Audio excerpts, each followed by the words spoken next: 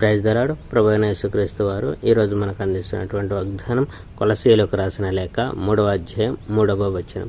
మీ జీవము క్రీస్తుతో కూడా దేవుని యందు దాచబడి ఉన్నది. కొత్త జీవితం. మీరు క్రీస్తుతో కూడా సజీవంగా లేచి వచ్చారు. ఆయన పరలోకంలో దేవుని కుడి చేతి వైపు కూర్చొని ఉన్నాడు కనుక పరలోకంలో ఉన్న వాటిని ఆశించండి. మీరు మరణించారు. ఇప్పుడు మీ ప్రాణం క్రీస్తుతో సహా దేవునిలో దాగి ఉంది కనుక భూమి మీద ఉన్న వాటిని కాకుండా పరలోకంలో ఉన్న వాటిని గురించి ఆలోచించండి. క్రీస్తు మీ నిజమైన ప్రాణం. ఆయన వచ్చినప్పుడు మీరు ఆయనతో సహా దేవుని మహిమలో భాగం పంచుకుంటారు. మీరు మీ భౌతిక వాంఛల్ని చంపుకోవాలి. అంటే వ్యభిచారము, అపవిత్రత, మోహము, దురాశ, అత్యాశ ఇవి ఒక విధమైన విగ్రహారాధన కనుక వీటన్నిటిని వదులుకోవాలి.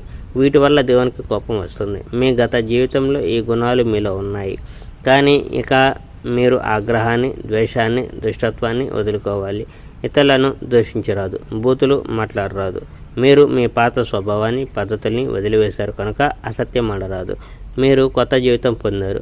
ఆ జీవితానికి సృష్టికర్త అయినటువంటి దేవుడు మిమ్మల్ని తన ప్రతిరూపంలో మలుస్తూ తనను గురించిన జ్ఞానాన్ని మీలో అభివృద్ధి పరుస్తున్నాడు. ఇక్కడ గ్రీకు దేశస్థునికి, యూదునికి భేదం లేదు. సున్నతి పొందినవానికి, పొందనివానికి భేదం లేదు. విదేశీయునికి, సిదేశీయునికి భేదం లేదు. సిదేశీయులు అనగా అనాగరికమైన ఒక జనం. బానిసకు, బానిస కానివానికి భేదం లేదు. క్రీస్తే సర్వము, అన్నిటిలోనూ ఆయనే ఉన్నాడు. Praise the Lord. May God bless our India.